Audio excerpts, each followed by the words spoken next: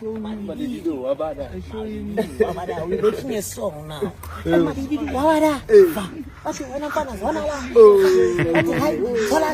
I'm telling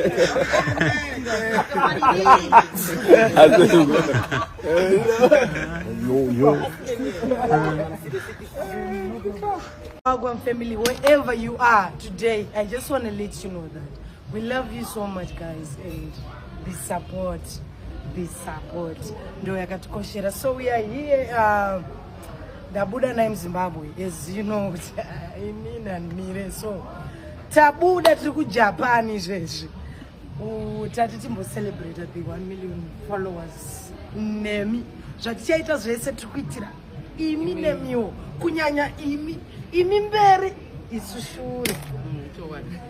It's Bye bye, Rakabudachi. Bemba, Sina Tenzi, Tagai Kunda Meda. Vaingo nditi wega unoskunda wega. But this time ndakunda dega. Ndakatokunda nemi. 1 million atizama dzangu idzamani. Toba tati majara jita kushinga koma jita. Zvikazi zvaita toda kunobata zvita. Ngatisimbisane pamberi pechita. Zvikangonzi zvaita sekakagwinya.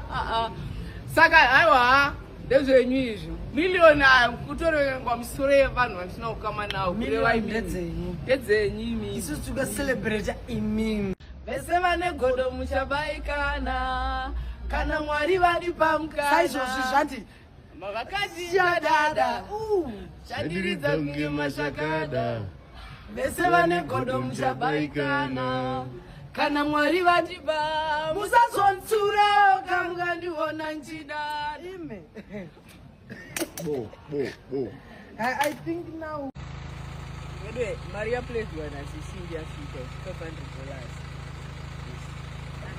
vangokutendai mari vakutenda kanaka haisi nyore kukamurana nepatsanurana nemari yakawanda kudai yakawanda mari uchinopa vanhu vausingaziva usina kutama navo mwari vakuitire zvidhafu varamba vachivedzera payatapudzwa iyi nevese vari kuisa murikopesi vakawanda vamwe vasati tagona kudoma nemazita because mawanda but ndamuvwa nerudo rwenyu mazimbabwe makanyanya so iyi takutonosvitsa kuvana tasara nechekungohukwaiupdate vana vai vakuenda kuchikoro vakatowanda ani ndakambotaura saka tichangomeka shuwa kuti takakumbira kuti zviitwe zvaita vana vaenda kuchikoro vana vadya vana vagara uparinani nemagumbeze kune vana vamutumira magumbeze from as far as vana plum tree botswana kune magumbeze ari kubva kubotswana makanyanya guys makanyanya asi zvakanaka nemwana makaita